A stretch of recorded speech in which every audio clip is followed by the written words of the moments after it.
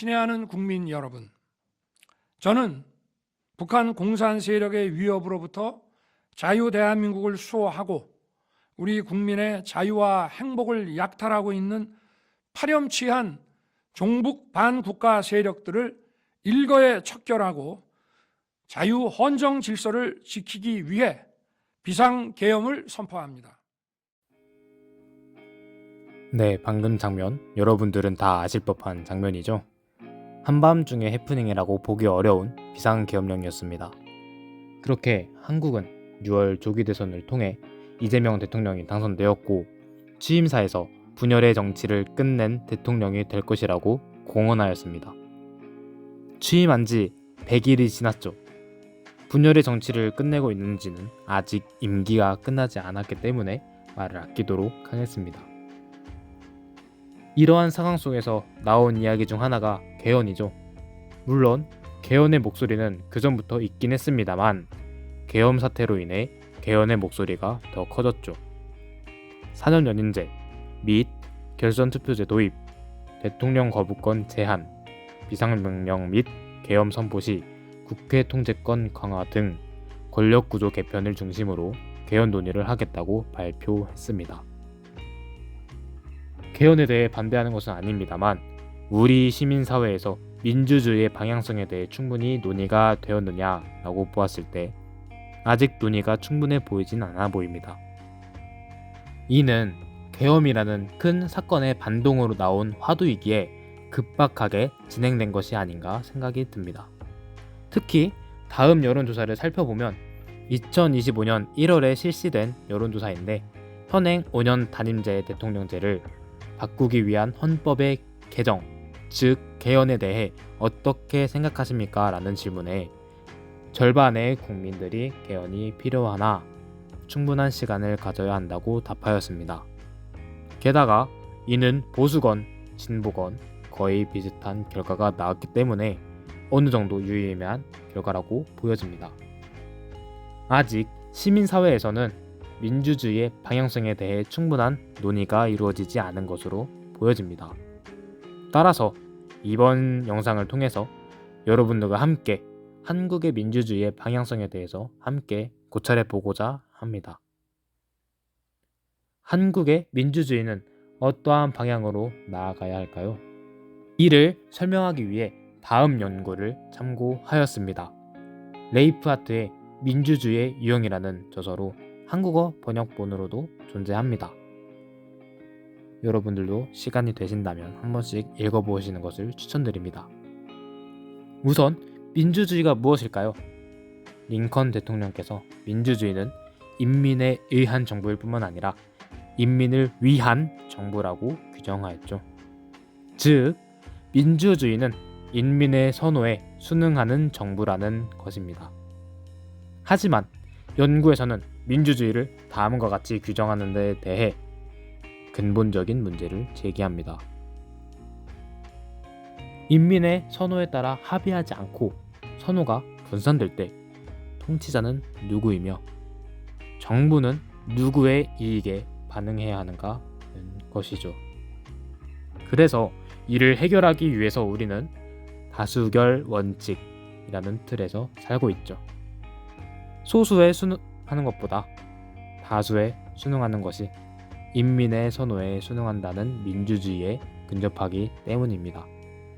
그런데 우리가 이러한 다수결주의에 맹신하다 보면 소수를 배제하게 되며 오히려 민주주의의 가치와 멀어질 수도 있는 거 아닐까요?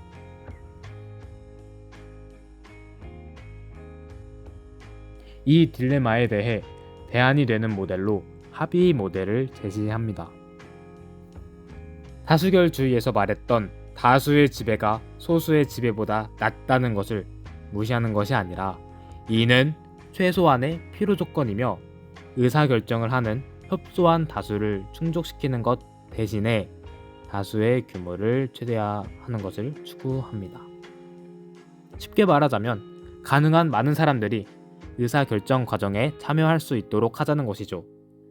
따라서 합의 모델은 다양한 사람들이 의사결정에 참여할 수 있도록 다양한 방법으로 권력을 공유하고 분산시키고 제한시키고자 하는 시도입니다. 이렇게 이 연구는 민주주의를 다수결 모델과 합의 모델 둘로 나누었고, 이 사이에서 10가지 차이를 다음과 같이 도출했습니다. 잠시 영상을 멈추고 보시는 것도 추천드립니다. 또한 연구를 위해 아무 민주주의 국가를 선정한 것이 아니라 민주주의가 안정적이고 공고화된 나라들로만 결정하여 총 36개의 민주주의 국가들을 비교 분석하였습니다. 그 기준은 다음과 같이 프리덤 하우스에 의존하여 양적 연구를 하였고, 프리덤 하우스의 평가는 로버트 달이 제시한 다음 기준과 유사한 두 집단의 기준에 의거하였습니다. 뿐만 아니라 최소 25년 이상의 기간 동안 민주주의를 유지하고 인구가 너무 적은 극소 국가를 배제하였습니다. 그 기준은 보통 25만 명에서 100만 명 사이로 잡지만 이 연구에서는 그 기준을 25만 명으로 삼았습니다. 겨우 36개 국가밖에 안 되면 설명력이 떨어지는 것 아닌가? 라고 생각이 들 수 있습니다.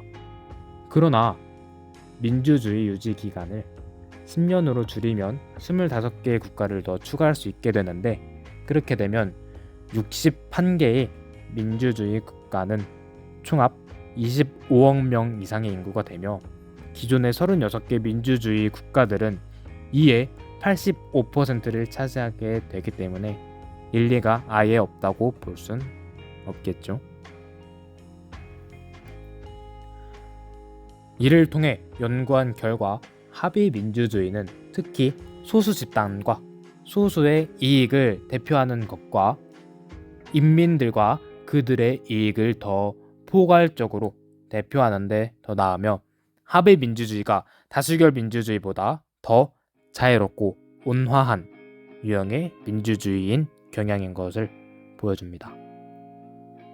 특히 다음 표는 행정부 정당 차원에서의 합의 민주주의가 19개의 민주주의의 질 지표에서 긍정적인 영향을 미친다는 연구 결과이며, 다음 표는 행정부 정당 차원에서의 합의 민주주의가 사회복지 지출, 환경 성과, 형사사법 정의 및 대외 원조에 긍정적인 영향을 미친다는 표입니다. 이 연구는 처음에도 말했듯 영향력이 있고 저명한 연구라고 소개를 했습니다. 그런 데는 이유가 있겠죠? 36개 국가의 방대한 데이터를 수집하고 10가지 제도 변수를 정량화해 명확한 유형 분류 및 다별량 회귀 분석을 수행함으로써 설득력 있는 결과를 도출했습니다. 또한 다수제 민주주의와 합의제 민주주의 두 축으로 민주주의의 유형을 나누면서 민주주의 제도 설계와 개혁에 있어 실질적 방향과 기준을 제시하였습니다. 그러나 제도가 어떤 과정을 통해서 생겨났는지, 특히 문화적인 특성을 간과하였습니다. 권력의 공유가 왜 좋은 결과를 가져오는가에 대한 인과관계의 논리의 설명이 부족하고, 권력 공유의 결과가 모든 정책 분야에서 늘 좋은 결과만 가져오는가에 대한 의문이 들 수 있습니다. 이외에도 이 연구는 서구 중심적이며 이분법으로 인해 많은 것들을 설명하지 못한다는 비판들도 존재합니다. 그러한 점에서 이 연구는 진리는 아닙니다. 하지만 학문적 신뢰성이 높고 충분한 설명력을 갖고 있기 때문에 우리가 참고해 볼 만한 중요한 연구라 생각합니다. 이 연구를 통해 한국에 적용을 시켜보겠습니다. 한국은 첫 번째 차원인 행정부 정당 차원에서 대단히 다수결 민주주의적입니다. 따라서 한국이 정부 성과를 향상시키기 위해서는 필자의 주장대로라면 대통령제를 의원내각제로 대체하고 비례적인 선거를 도입하라고 조언합니다. 두 번째 차원인 연방제 단방제 차원에서는 한국이 중간 정도의 위치에 존재하지만 한국은 이 연구에서 36개 국 중에서 8등으로 실제로 국가의 규모가 큰 국가이며, 만약 남한과 북한이 하나의 단일 국가로 통일될 시에는 그 인구 규모는 더욱 커질 것이며, 그렇게 되면 두 개의 한국은 상당한 이질성을 갖고 있기 때문에 연방제 및 분권화된 체제로 지향하고 양원제 입법부를 채택하는 것이 합당하다고 주장합니다. 아까 전에 말했듯이 그의 주장이 항상 진리는 아닙니다. 따라서 이번 영상을 계기로 여러분들이 이 사안에 대해 깊이 고민하는 시간을 가졌으면 합니다. 우리 정치의 가장 심각한 문제는 승자 독식의 권력 구조로 인해 갈등이 끊임없는 대립의 정치입니다. 모든 정치 세력이 대선에만 올인해 승리한 세력은 독점적, 배타적 권력을 행사하고 패배한 쪽은 승리한 세력의 발목 잡기에만 매몰되어 서로 대화와 타협을 시도하지 않고 있습니다. 지금도 보면 임기가 얼마 시작하지도 않았는데 야당에서는 장외투쟁을 하고 있습니다. 여당에서도 야당과 대화를 시도하려고 하나요? 이러한 승자 독식의 권력 구조를 타파하고 합의의 정치가 정착되기 위해서는 헌법 개정을 통한 권력 구조 개편이 절실한 시기입니다. 여러 정치 세력이 권력을 나눠 갖고 함께 책임지며 대화와 타협을 보다 쉽게 유도할 수 있는 제도적 장치가 필요합니다. 우리 사회에는 갈등을 중재할 제도는 없었고 결국 제도적 부재가 문제를 드러냈습니다. 원래는 갈등을 중재할 중도 정치 세력이 그 역할을 해야 하지만 지금은 그마저도 존재하지 않고 정치가 양극단으로 치우쳐져 있죠. 그러다 보니 갈등이 끝까지 치닫고 합의가 이루어지지 않는 매우 구시대적인 정치가 우리 정치에 만연하는 것입니다. 이대로라면 대통령 탄핵 사태는 앞으로 더 반복될 수밖에 없습니다.